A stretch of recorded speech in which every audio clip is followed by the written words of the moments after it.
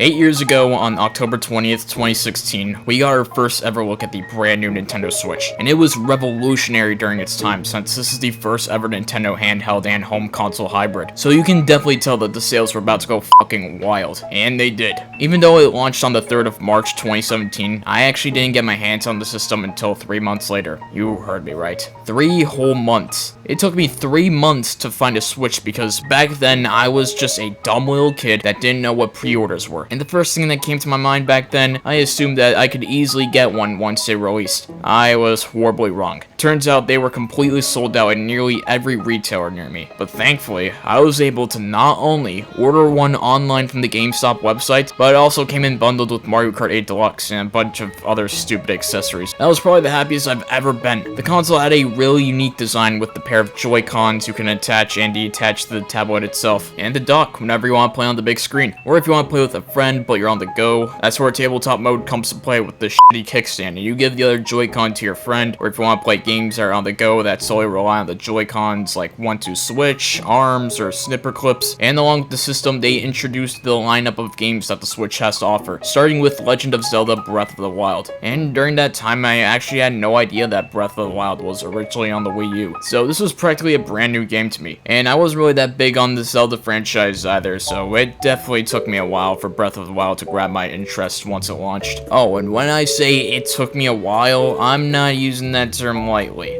I played some parts of the game whenever I'm at one of my friends' houses on their Switches, but it just didn't really do it for me at first. Probably because I was a really picky gamer back then, and a very biased one too. You see, back then I was a hardcore Mario fan.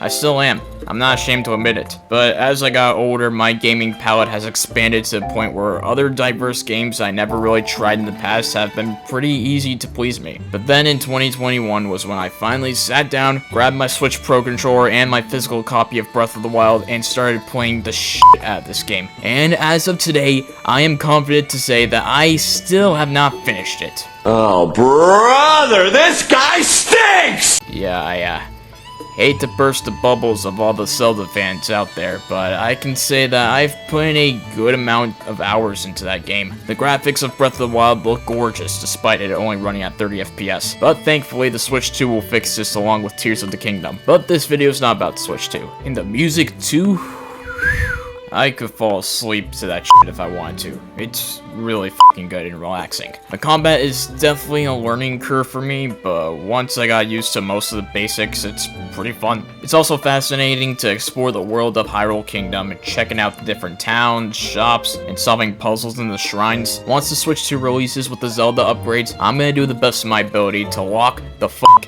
in and finish Breath of the Wild so that I can finally move on to Tears of the Kingdom. But Legend of Zelda Breath of the Wild was not the only game that launched with the Switch. They also released this weird party game called 1-2 Switch, and this game aged like fucking shit. I'd say this is a middle-of-the-road type game to me. If I actually bought the Switch 1 at launch, 1-2 Switch would have been the game that I felt obligated to play until they released Mario Kart 8 Deluxe. At first, I thought this game was pretty enjoyable. The gimmick of the game was to rely all on the Joy-Cons, where you and a friend go one-on-one on various mini-games that relied more on audio cues rather than looking at the screen. I'd like to think of this game as the Switch's take on the Wii Sports and Wii Party games, but not executed very well. 1-2 Switch was a solid game at launch, but as time went on and Nintendo started making room for other first-party titles, 1-2 Switch just faded into irrelevancy, until they made that unnecessary sequel called Everybody 1-2 Switch. I have not played this game for 2 reasons. 1, I don't give a shit enough to try it out, and 2, it should have been called 3-4 Switch. I really got nothing else to say about this game.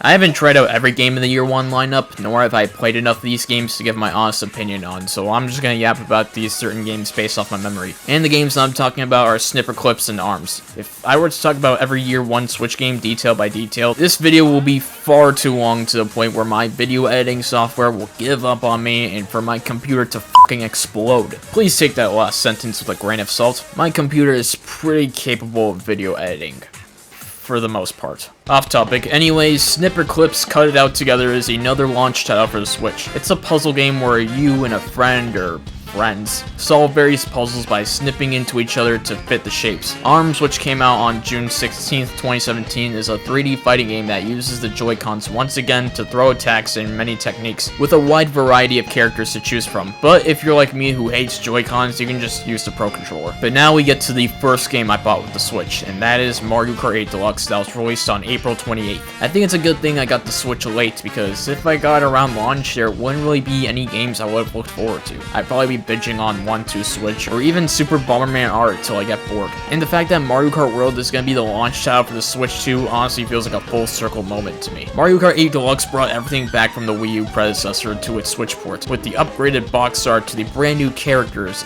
items, and improved battle mode, and to top it all off, you can now play it on the go. I mean, what's there not to love about this game? You don't really have to be a Mario fan to enjoy Mario Kart 8 Deluxe. But at the same time, this game kind of felt incomplete to me. That was until February of 2022, Nintendo announced an expansion for Mario Kart 8 Deluxe called the Booster Course Expansion Pass, where they add 48 new and returning tracks from the past Mario Kart titles, releasing in 6 waves in the span of almost 2 years. And they even added brand new characters too. Not really sure why it took them 5 years to do this, but better late than never, I guess. And after playing all the new tracks, this game feels more than complete now, and this made me love Mario Kart 8 Deluxe even more. And in July 21st, they released the sequel to Splatoon from the Wii U, Splatoon 2. I haven't played too much of Splatoon 2, but I remember this game being pretty fun. I just wish I poured more hours onto that game, but most of that was spent on Splatoon 3. And the last game I wanted to talk about is my most anticipated Switch game of 2017.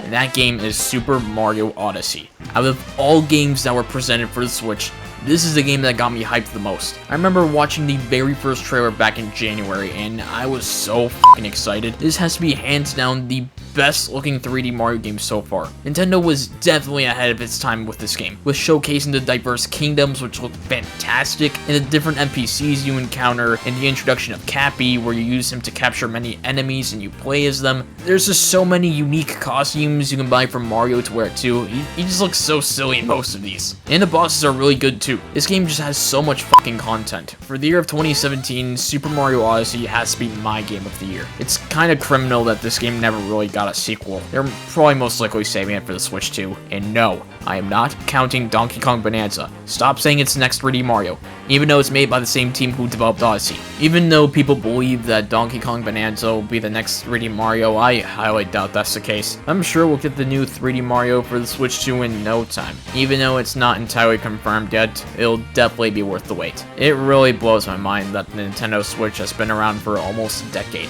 That console still feels brand new to me. It felt like last year when I first unboxed the Nintendo Switch and I poured multiple hours on Mario Kart 8 Deluxe. I know that the Switch 1's journey is slowly coming to an end, but with the Switch 2 coming, it just feels like the entirety of the Nintendo Switch's journey has just begun. With a brand new era for the console and a brand new lineup of games, I have a good ass fucking feeling about June, and I hope all of you Nintendo nerds are just as hyped as I am. Thank you Nintendo Switch 1 for all the memories, and that's all I got for today. Till next time, bye bye.